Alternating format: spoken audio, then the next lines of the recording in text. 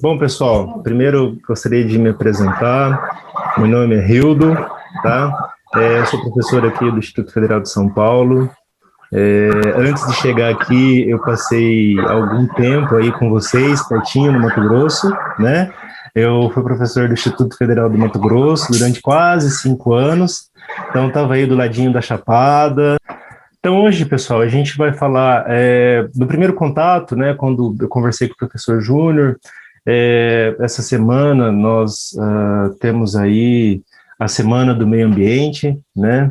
Essa Semana do Meio Ambiente, assim como outras datas, aí nós utilizamos ela para poder fazer algumas reflexões a respeito da data e do que isso representa para nós, né? Então, assim como nós temos o Dia das Mulheres, nós temos toda a questão do feminismo que envolve a data, né? E nós temos outras questões aí voltadas a minorias. Nós temos também a questão do Dia do Meio Ambiente, né? Então, nessa primeira semana de junho, tradicionalmente aí ela é uma data mundial, né? Então a gente reflete aí a respeito dessas questões do meio ambiente, tá bom? Tradicional a gente trabalhar com essas datas, especialmente nas escolas, porque, no fim das contas, vocês são o futuro do Brasil, né? Então, assim, é sempre bom a gente conversar, é sempre bom a gente explicar, é sempre bom a gente entender o que está acontecendo, para onde que a gente tem que ir, né? Para a gente poder ter uma perspectiva mais sustentável, tá? Sustentabilidade, né? É um termo que está bastante na moda. O que será que é a sustentabilidade? Como é que ela funciona, né? Então, ao longo da nossa conversa aí, a gente vai estar conversando a respeito de todos esses temas, tá bom? Então, tá aí a Semana do Meio Ambiente, né, do ano de 2021. Nós estamos fazendo essa fala aqui a convite da Escola Rafael de Siqueira, né, na Chapada, né, Chapada dos Guimarães, lugar muito bonito, recomendo para quem estiver assistindo a gente visitar a Chapada, né, visite a Chapada. E meu nome é Rildo, sou professor aqui do Instituto Federal de São Paulo. Então, pessoal, eu trouxe aqui, nessa primeira imagem, os Objetivos do Desenvolvimento Sustentável, tá? Esses objetivos, eles são assinados por diversos países que fazem parte das Nações Unidas, né, da ONU, e se tratam de 17 objetivos, na realidade, né? Então, está ali na tela a erradicação da pobreza, fome zero, saúde e bem-estar, educação de qualidade, igualdade de gênero, água potável e saneamento, energia limpa e acessível, trabalho decente e crescimento econômico, indústria, inovação e infraestrutura, redução das desigualdades, cidades e comunidades mais sustentáveis, né? Consumo e produção responsáveis, ação contra a mudança global do clima, né? Vida na água, vida terrestre, paz, justiça e instituições eficazes, parcerias e meios de implementação, Tá? Então, esses 17 Objetivos de Desenvolvimento Sustentáveis, eles foram propostos pela Organização das Nações Unidas no ano de 2015, né? E aí são metas, e os países que são signatários, o Brasil é um país signatário, né, desses Objetivos de Desenvolvimento Sustentável. Nós temos metas aí a que nós mesmos nos propomos, tá? Os países, eles se comprometem voluntariamente, tá? Ninguém é obrigado a fazer parte desses compromissos. Então, assim, voluntariamente, os países colocam os próprios objetivos e como que eles podem contribuir com esses objetivos, tá? Então, sempre que você tiver alguma dúvida a respeito de algum desses temas e quiser uma referência, quiser uma direção, né, em que direção que você pode caminhar, para onde que você pode ter alguma forma de esclarecimento nesse sentido, só entrar lá no Google, entrar na internet, né, quero falar a respeito de determinado tema, eu quero saber mais a respeito de determinado tema, ou como que o Brasil está se saindo na questão da fome zero, por exemplo, como que o país está se saindo, né, na questão da redução das desigualdades, né, então é só você digitar lá Objetivo de Desenvolvimento Sustentável, a gente chama de ODS, tá?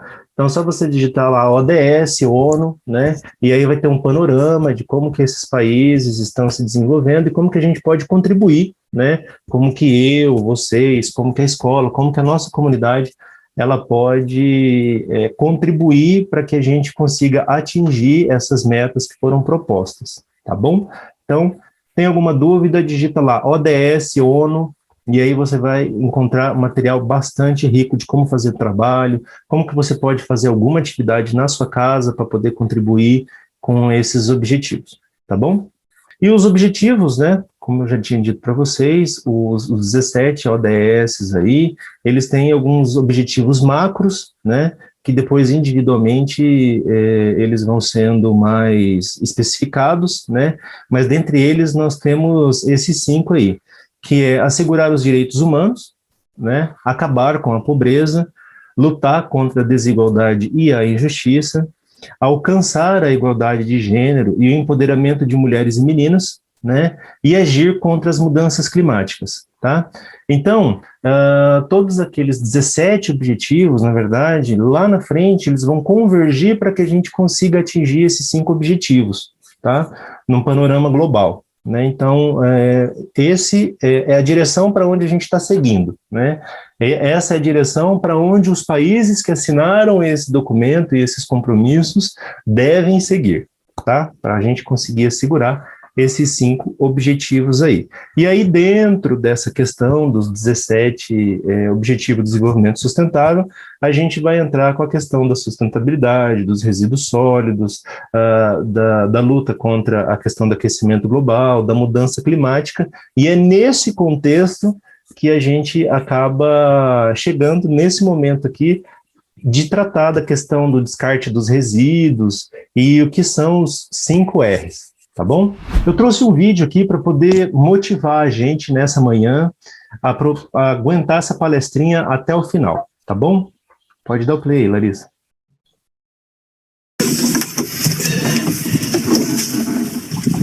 Okay, I'm filming. You can go for it, Mr. Surgeon.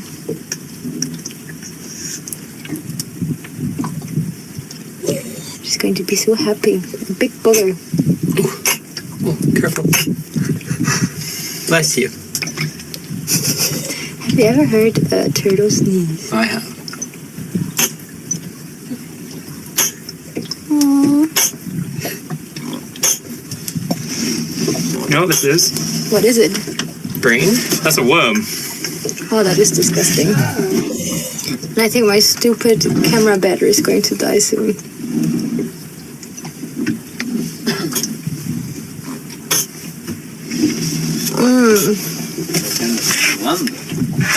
Can we do something?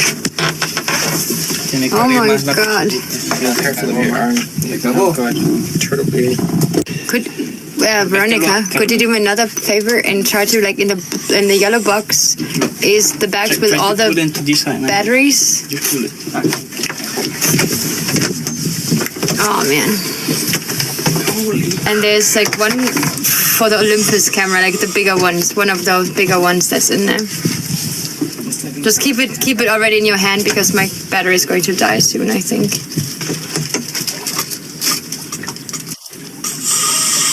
Escucha trancada también. But you have it already oh man. You have a little bit filled out already. Hay que hacerlo sin lástima, eso. No, ese es, no podemos ver. Ahora. Oh man. Show me please, I want to. Oh my God. That is just freaking. Oh man. Então, a referência inicial dos canudos com relação às tartarugas está nesse vídeo.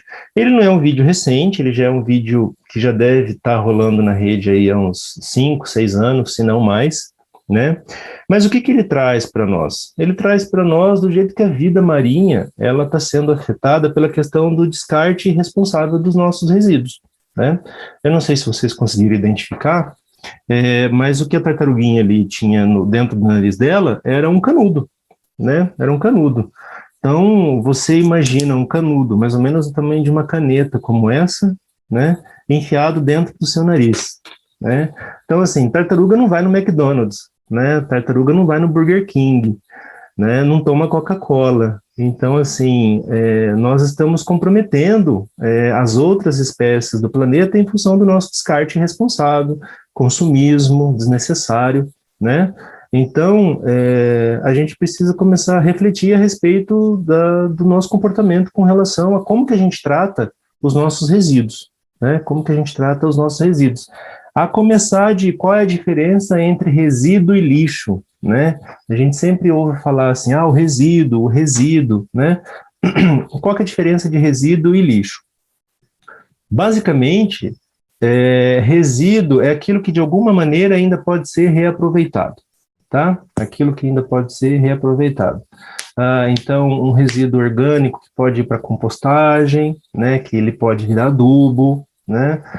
Um resíduo plástico que pode ser reciclado, né? Então, os resíduos, eles podem ter algum outro tipo de uso que não o descarte final, né?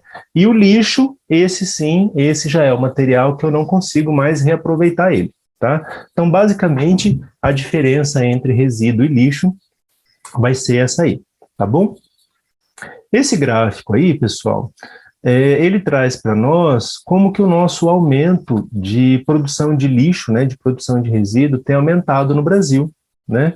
Então, nós tínhamos aí no ano de 2010, né, uma determinada situação, e a gente vê que tem um incremento, né? Não vou falar de números ali, a gente pode dar uma olhada no gráfico, mas aquele gráfico azul ali é o quanto que nós produzíamos de lixo, né? Tanto de material que chegava em descarte aí no ano de 2010, né? Então, nós tínhamos aí 66 milhões, né, de toneladas ano, e 10 anos depois, né, no ano de 2019, nós já temos aí quase 80 milhões, né, de toneladas de geração de lixo ano, né? A questão dos 10 anos é porque é contado também o ano de 2010, tá, pessoal? Essa contagem aí, ela é feita de 10 em 10 anos pela BRELP. A BRELP é a Associação Brasileira das Empresas de Limpeza Pública, tá? Dos espaços públicos, tá? E ali a questão da geração per capita, né? Então você, a professora Larissa, a professora Rosan, na média, aí, até o ano de 2019, nós estávamos gerando aí 379 quilos de lixo por ano, tá? Essa é uma média. Existem regiões do país que geram mais lixo e existem regiões do país que geram menos lixo. Mas no Brasil, a média por brasileiro aí é 379 quilos, né, por ano. E a ideia é que a gente diminua essa produção de lixo, tá bom? Vamos lá, Larissa. E aqui nós temos a questão da destinação, tá, pessoal? Eu não sei se vocês já pararam para pensar a respeito dessa situação, né? Para onde vai o meu lixo, né? Porque depois que a gente coloca ele ali na sacolinha plástica e coloca lá na frente de casa, né, para o lixeiro levar, alguém já pensou para onde que vai aquele material, né? Se ele está indo para o lugar correto, se ele, enfim, para onde que estão mandando esse material, se ele é enterrado, se ele é queimado, né? O que que acontece com o meu lixo depois que eu coloco ele ali na frente da minha casa? Todos os lixos são iguais, né? Então, se eu colocar ali um copo plástico, se eu colocar uma garrafa de vidro, se eu colocar uma pilha de controle remoto que acabou, né? Tudo aquilo está indo para o mesmo lugar, mas deveria ir para o mesmo lugar? Tá certo misturar tudo isso, né? Um cotonete usado, um papel higiênico, um absorvente que tem sangue, né? Então, assim, a gente está misturando tudo isso, né? Se a gente não faz essa separação, se a gente não faz essa seleção, e está levando tudo isso para o mesmo lugar. E aí a pergunta que a gente tem que fazer é, está correto esse descarte que a gente está fazendo? Né? Esse encaminhamento desse lixo? Né? Então, aqui nós temos, nessa representação gráfica aí, a parte laranja seria a destinação inadequada, tá? A parte laranja, a destinação inadequada, e a parte verde, né? Verde, azul, eu não sei qual é a cor que está aparecendo para vocês, mas a parte escura, ela trata da destinação adequada, tá? Então, o que acontece é o seguinte, para a gente entender como é que funciona. Depois que a gente coloca o lixo lá na porta de casa, né, a empresa de serviço de limpeza urbana, né, geralmente contratado pela prefeitura, ela tem um determinado dia que ela passa, pega aquele lixo e leva embora. Né? Uma coisa que a gente precisa saber é o seguinte, quanto mais lixo a gente produz, né, mais funcionários essa empresa precisa ter, né, porque ela precisa dar conta de todo aquele lixo que a gente produz. E quanto mais funcionários aquela empresa precisa ter, mais ela precisa pagar, mais ela precisa desembolsar, então ela precisa receber mais dinheiro, né? Então o que acontece? O contrato dela vai ficar mais caro. Quem que vai pagar esse contrato dela? A prefeitura. Mas a prefeitura não gera dinheiro. Qual que é a fonte de renda do poder público? Imposto, né? No caso dos poderes municipais, é o que a gente chama aí basicamente de IPTU, né? Então, se a gente pensar, o lixo que a gente produz, o volume de lixo que a gente produz vai influenciar lá no começo do ano, né, no valor do IPTU. Eu não sei se vocês tinham acesso a essa informação, mas é uma coisa a se pensar, né? Quanto mais lixo você produz, mais caro vai ficar o seu IPTU. Se você dá uma olhada lá na sua fatura do IPTU, você vai ver que tem uma taxa referente a serviços de lixo, recolhimento, tratamento de limpeza urbana, né? Então, aquela taxa ela vai incrementando conforme o serviço precisa ser ampliado. Vocês já devem ter visto aquelas lixeiras, geralmente a gente encontra em escolas, empresas, né, empresas que tratam essa questão do resíduo de forma correta, aquelas lixeiras separadas por cor, né, então você separa lá o que é reciclado, o que é plástico, o que é vidro, o que é metal, o que é orgânico, né, e aí as pessoas que passavam pela lixeira, por essa lixeira, né, a ideia é que realmente você faça essa separação. Né? E aí o que é reciclado a gente manda para reciclagem, o que é orgânico a gente tenta reaproveitar de alguma maneira, né, da destinação correta, e assim por diante, né? E aí as pessoas, conforme as pessoas iam passando por essa lixeira, ela ia fazendo, eu observei durante algum tempo que elas iam fazendo a separação de fato, né? Elas faziam a parte delas. Só que daí no final do dia, quando o funcionário da limpeza passava, ele pegava um saco enorme, abria as lixeiras e colocava tudo dentro do mesmo saco e mandava embora, entendeu? Então, assim, essa é uma questão, por exemplo, que a gente tem que observar, né? Se o poder público era um órgão público, né? Não vou aqui fazer exposição de ninguém, mas assim, era uma instituição pública, então é uma coisa que a gente tem que cobrar, né? Será que as autoridades, será que o serviço público está fazendo a parte dela? Então vamos lá, vamos tratar de algumas questões, né? Bom, eu já consegui trazer aqui para vocês de alguma maneira como que isso influencia mais ou menos direto ou indiretamente no bolso da gente, né? Com relação à questão do serviço de limpeza urbana. Né? E aí o que acontece? Dentro dessa questão, professor Rosan, e conversando com todo mundo que está assistindo a gente, tem a questão da destinação adequada e tem a questão da destinação inadequada. Vamos entender o que é isso, né? Destinação, vamos começar pela destinação inadequada que você já trouxe aí para a gente, Rosane, que é a questão do lixão.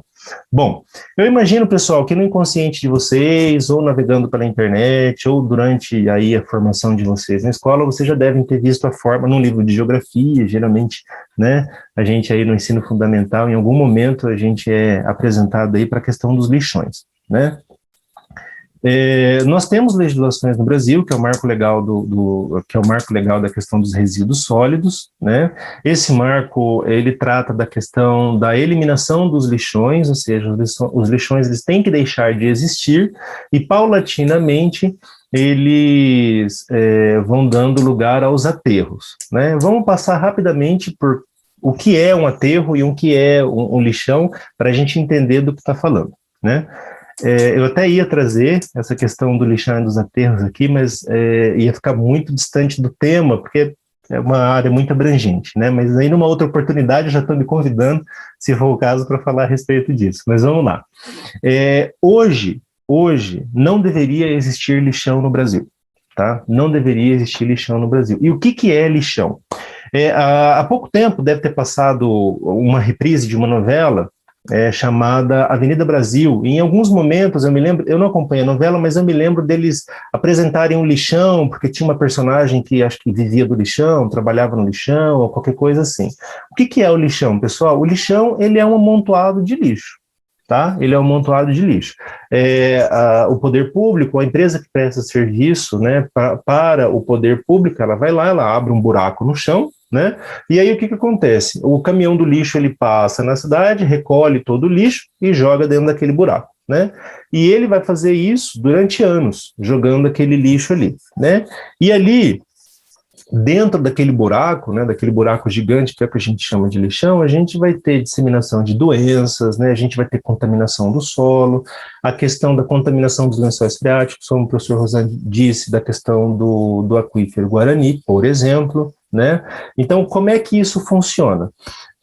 Vou dar um exemplo, por exemplo, das pilhas e baterias, né? Pilhas e baterias. As pilhas e baterias, eu não sei se vocês já tiveram a oportunidade de ver uma pilha estourada, mas ela vaza um material meio estranho ali.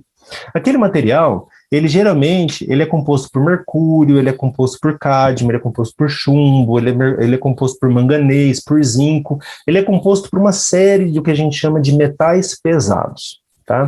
Metais pesados. E o que é esse metal pesado? Como é que ele funciona? Aquela pilha ela está estourada, ela está ali no lixo, ela vai ficar ali no lixo, né, no lixão, descartada incorretamente durante décadas. Né? Uma vez que ela foi destinada para aquele local, ela não vai mais sair dali. Vai passar um trator em cima, vai achatar, vai comprimir aquele lixo para poder caber mais lixo, e assim o poder público vai dando uma destinação incorreta para a questão do resíduo. E aí, como é que funciona, pessoal? Naquele lixão chove, né? Como qualquer lugar do país chove. Então, o que acontece? Todo esse lixo que está depositado ali, ele recebe a chuva entra e passa e lava aquele lixo, e como ele é apenas um buraco, né? Foram ali, abriram um buraco e começaram a jogar lixo dentro, todo aquele material ele começa a escorrer e ele começa a infiltrar no solo. Entendeu? Porque o solo, ele funciona como uma esponja, né? Então ele vai absorvendo, tudo que está ali ele vai começar a absorver, entendeu? Então ele vai absorver esses metais pesados, ele vai absorver eventualmente matéria orgânica, né? Que é restos de alimentos, eventualmente, se não teve um descarte correto, ele vai absorver material contaminado, né, seringas, sangue e tudo mais que vocês imaginam. Então, tudo isso está sendo levado pela chuva, né, e está entrando no solo. E aí, com o tempo, isso aí vai atravessando as diversas camadas, né, que tem no solo, e aí chega nos nossos lençóis freáticos, aí, por exemplo, no nosso aquífero Guarani, né? Qual é a grande questão? Vou tratar, enfim, todos esses materiais são contaminantes, tá, pessoal? Lixo é contaminante, tá? Mas eu vou falar aqui especificamente, por exemplo, no caso dos metais pesados. Os metais pesados, uma vez dentro do corpo da gente, ele não sai mais. Mas aí você deve estar pensando assim, como que esse lixo que está lá no lixão vai chegar dentro do meu corpo? Eu nem vou lá, né? Mas aí que está a questão. esse lixo que entrou dentro do solo e que contaminou o lençol freático, pela empresa de saneamento, vai ser dentro desse lençol freático, dos rios e etc., é essa água que vai ser tirada e vai ser tratada, né, e vai ser trazida até chegar nas nossas torneiras. Então, com essa mesma água, a gente toma banho, embora ela seja tratada, a gente toma banho, a gente cozinha, né, e a gente toma essa água também. Aí você vai falar assim, mas a empresa, ela trata essa água. Não, realmente ela trata essa água, mas e os animais que bebem água dos rios, né? O peixe que você come, por exemplo, né? Ou, enfim, a água que é tirada daquele rio para poder tratar as verduras que chegam no prato da gente. Então, vocês entendem que isso acaba chegando na casa da gente de alguma maneira?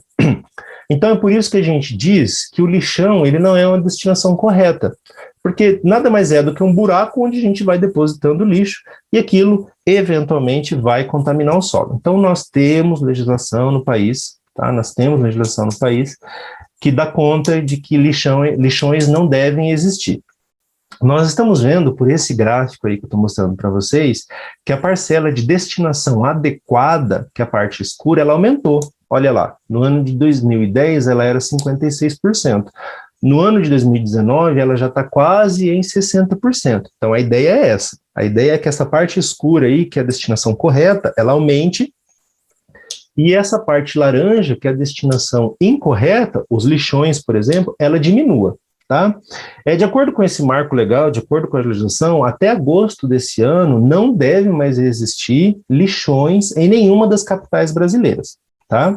E aí nós temos um prazo um pouquinho a maior para as cidades que não são capitais, mas nas capitais os lixões não devem existir até agosto desse ano.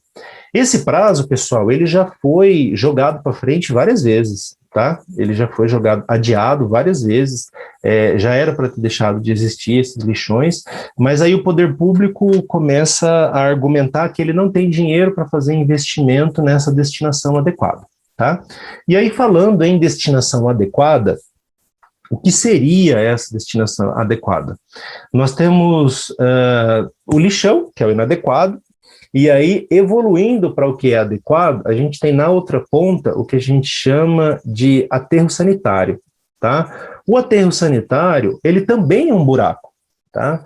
Mas esse buraco ele é preparado com uma manta, tá? Ele é coberto com uma manta. Essa manta é de um material que não rasga, não permite infiltração, tá? Não deixa que nada que está acima dela passe, né, para o solo, né? Então, todo aquele material que for depositado em cima daquela manta, tá? Ele não vai atingir o solo, não vai contaminar o solo, não vai contaminar os lençóis freáticos. Então, assim, e existe toda uma questão de como que esse lixo que é depositado lá chega lá. Existe uma seleção do material que vai para lá antes desse material chegar, né, numa usina de triagem. O que é descartado a gente tira, né, para poder, descartado não, desculpa, o que é reciclado a gente tira para poder tentar de alguma forma reaproveitar plástico, alumínio e etc, tá? E aí sim, o que é lixo e não o que é resíduo vai chegar lá na questão do aterro sanitário. Tá? O aterro sanitário também tem uma questão muito bacana, que é o seguinte: os lixões, pessoal, o lixo de forma geral, material biodegradável, tudo que se decompõe, tudo que apodrece, né, produz um gás, que é o que a gente chama de biogás. Tá? Esse biogás, ele é uma sopa de vários gases, então ele tem oxigênio, ele tem hidrogênio, ele tem gás carbônico, ele tem CO2, CO3, um monte de material. E um desses materiais que compõe o biogás é o metano, tá? E o metano, ele é 21, algumas literaturas falam 21, outras literaturas falam 24, mas vamos falar aí 20 vezes, que é para a gente poder ser otimista, né? Então, o que acontece? O metano, ele é 20 vezes mais agressivo para a atmosfera do que o gás carbônico, né? Então, hoje em dia, a gente sempre se preocupa assim, o gás carbônico é o que aquece a atmosfera, o gás carbônico que aquece a atmosfera, mas o metano, ele é 20 vezes mais agressivo, né? E tudo que se decompõe, tudo, absolutamente tudo que se decompõe, libera metano. entendeu? Então, nesses aterros sanitários, existe uma proposta de utilização desse metano.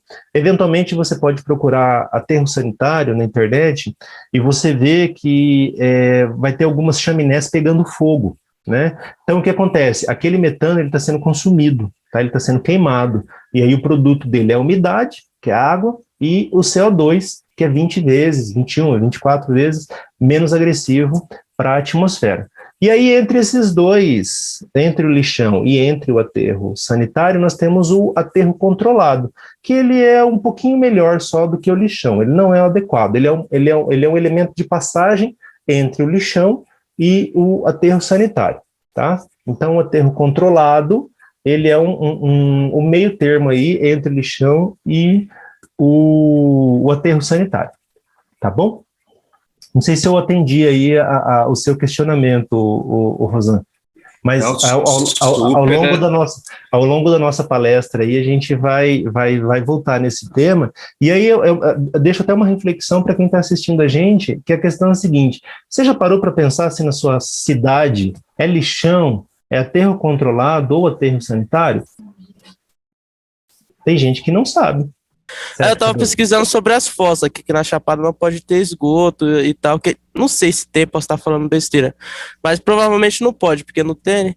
E eu estava pesquisando sobre a questão da ecofossa, não sei se o senhor conhece, ela permite que você possa, como pode dizer, reutilizar a água da fossa, né, para lavar carro, calçadas e tal. E como que o senhor sugere para a Chapada? Pode ser essa ecofossa ou tem outro sistema? Sim, vamos lá, Cadu. Isso que você está falando é o que a gente chama de água de reuso, né? São águas que elas sofreram, são águas que a gente pode utilizar para algumas outras finalidades que não o consumo, tá? Que não seja a água potável. Geralmente a gente usa essa questão das ecofossas, né? Essas alternativas.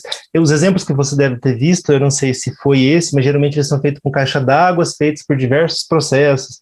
Aí, geralmente tem uma filtragem com brita, e depois tem uma filtragem menor com areia, e aí esses processos eles são feitos em escala até que você chega lá na ponta com uma água que você pode consumir para poder lavar carro, para poder, enfim, fazer outras atividades, né? Com relação à questão da utilização das ecofossas, etc., qual que é o problema da fossa? O problema da fossa é o mesmo problema do lixão, entendeu? O problema da fossa é o mesmo problema do lixão. Se você não teve o devido cuidado, se aquele solo onde você está fazendo a fossa não teve o devido preparo, etc., qual é o problema daqueles dejetos que você está jogando dentro da fossa? Ele está entrando no solo e ele está contaminando o solo. Então, o ideal seria que nós não utilizássemos a questão da fossa. Então, nesse sentido, para locais onde não tem sistema de saneamento, não tem tratamento de esgoto, né, você ter um local mais adequado, como você disse aí, a questão da ecofossa, talvez seja uma alternativa.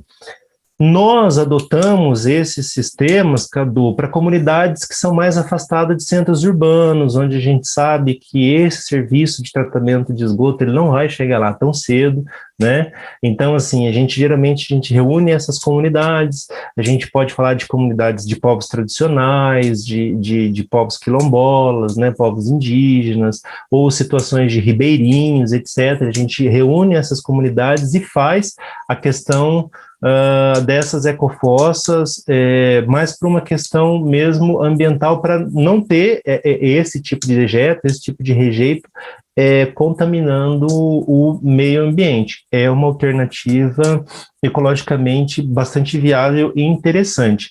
E só fazendo um adendo, né, nisso que você está falando aí, o professor Rosan pegando a questão do agro aí, existe a possibilidade da gente gerar energia elétrica a partir do lixo, tá? Aquele biogás, aquele metano que eu falei para você, ele é um material combustível, né? E combustível faz as coisas funcionar, né? Então, veja, o lixo, ele produz um material que eu posso utilizar como combustível, e esse combustível, enfim, com combustível se faz várias coisas, né? Inclusive alimentar geradores elétricos, por exemplo, para você poder gerar energia elétrica. Eu fiz um estudo no ano de 2014, 2015, a respeito do aterro controlado da cidade de Campo Grande, né? Campo Grande, Mato Grosso do Sul, vizinho de vocês aí no Mato Grosso, tá? O que o aterro controlado, o que aquele aterro, que aquele lixão gera de biogás em 1 hora, ele conseguiria sustentar 5 casas populares, né? 5 casas populares durante 1 mês com energia elétrica por hora, com o que ele gera de biogás por hora, né? Então, assim, existem alternativas viáveis, basta a gente usar a ciência, né? Ciência aí é o caminho que a gente tem que seguir, ciência. Eu acabei não falando aí a respeito desse slide que está na tela aí, mas ele traz a questão da evolução, né? Da evolução e da regressão da questão da destinação dos descartes, né? Então a gente vê aí que o aterro sanitário, que é o que a gente deseja, né? A gente viu que no ano de 2010 o descarte ele era feito 56% em aterro sanitário. Já em 2019, a gente já tem quase 60% desse descarte feito em aterro sanitário, o que é bom, né? E o que é bom também, a quantidade dos lixões aí você viu que diminuiu, né? Então, os aterros controlados e os lixões, eles estão diminuindo conforme o tempo passa, e os aterros sanitários estão aumentando, né? Então, assim, isso é um dado bastante positivo, tá bom? Vamos lá, Larissa. Ah, isso aqui é muito legal, né? Então, pessoal, vocês viram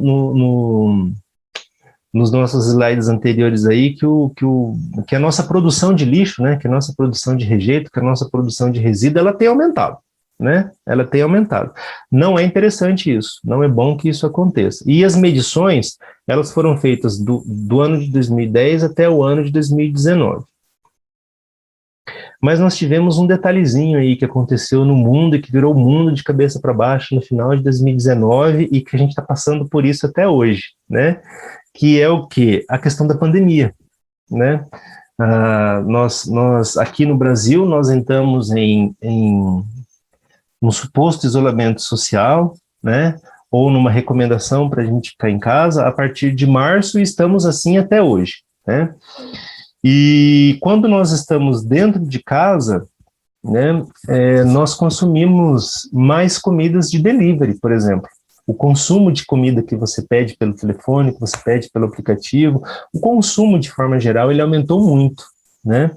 Então, assim, a Mobilis, que é uma empresa que faz acompanhamento dessas empresas de delivery, ela apresentou um dado em que ela fez medições de março até dezembro de 2020, né? Então, de março até dezembro do ano passado.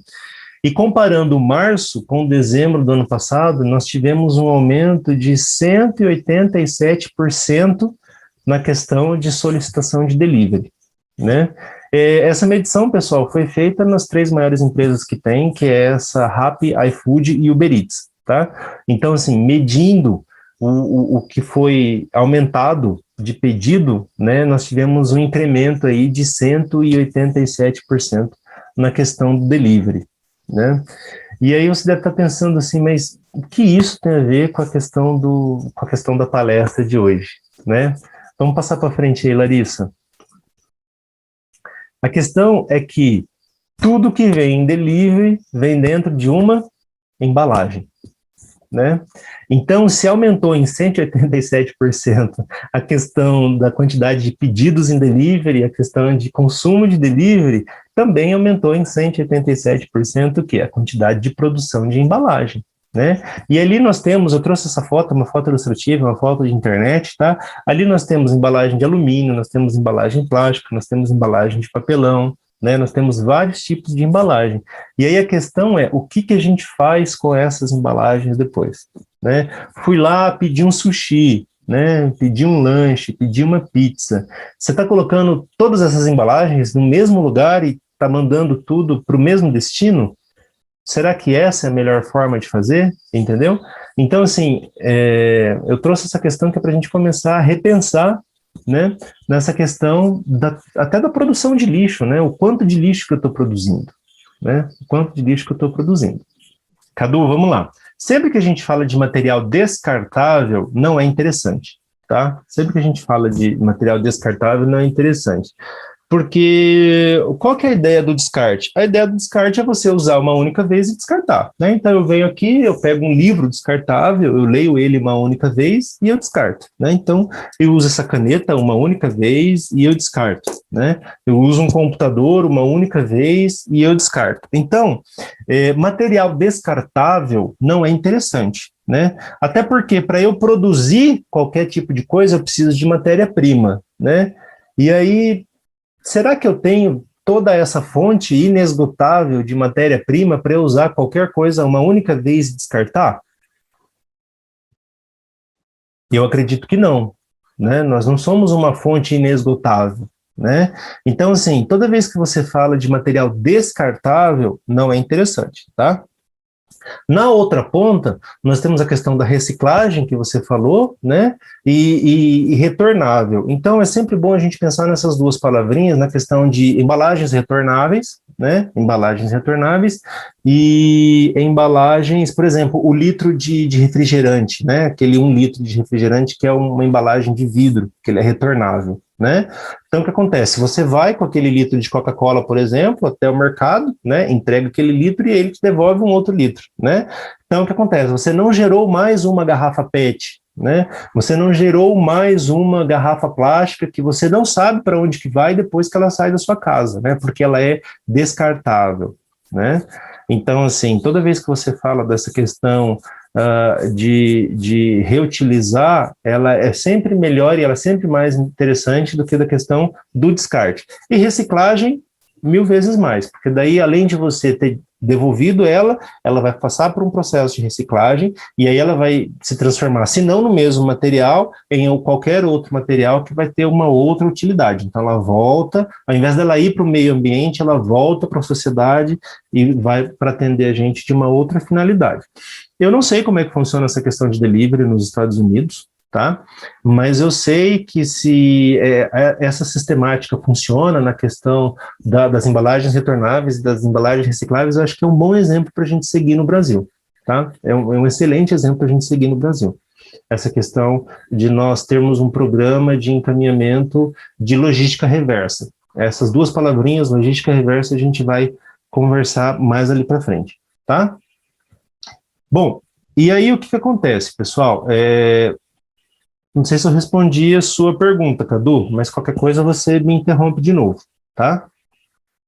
Essas embalagens, pessoal, até de acordo com aqueles lixões e de todos aqueles aterros controlados, né, que foi o que eu mostrei para vocês nos slides anteriores, essas embalagens, eventualmente, elas vão parar em áreas de ocupação irregular, né?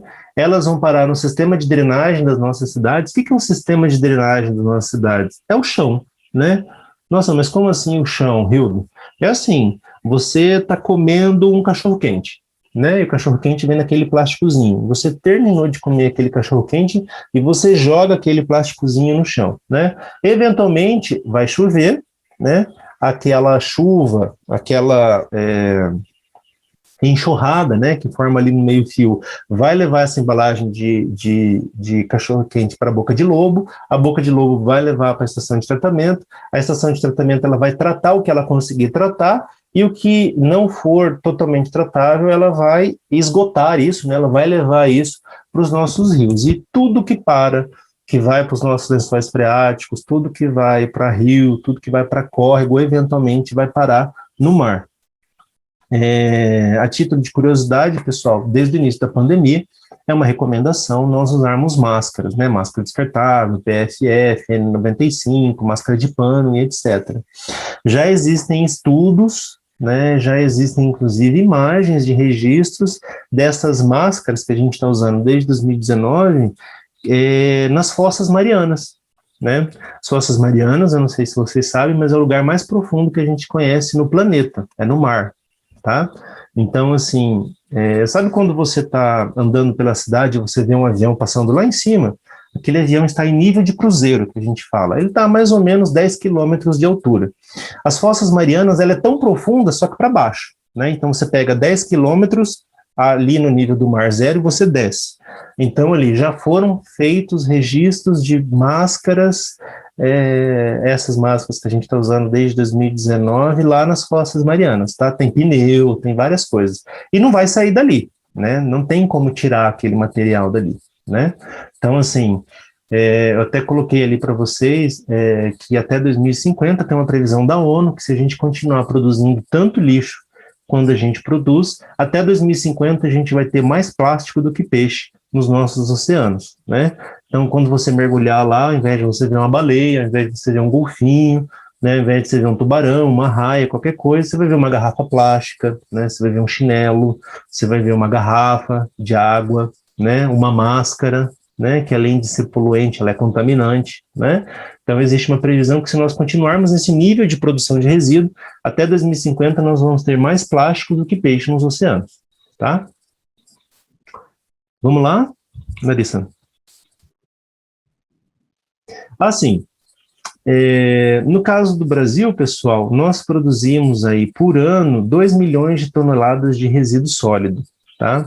Esses 2 milhões de toneladas de resíduo sólido não é o que a gente produz, é só o que a gente consegue retirar dos rios, dos córregos e das orlas das praias, tá? Então não é o total de tudo, tá? É só o que a gente consegue medir e resgatar e fazer uma projeção em cima do que é descartado de maneira equivocada. Só para você ter uma ideia do que são 2 milhões de toneladas de resíduo sólido por ano, você pega esse estádio que está aí embaixo, que é o Maracanã. O Maracanã, para quem nunca foi no Rio de Janeiro, nunca viu ele de perto, ele é mais ou menos parecido com a Arena Pantanal, que foi construída para a Copa aí em Cuiabá, tá?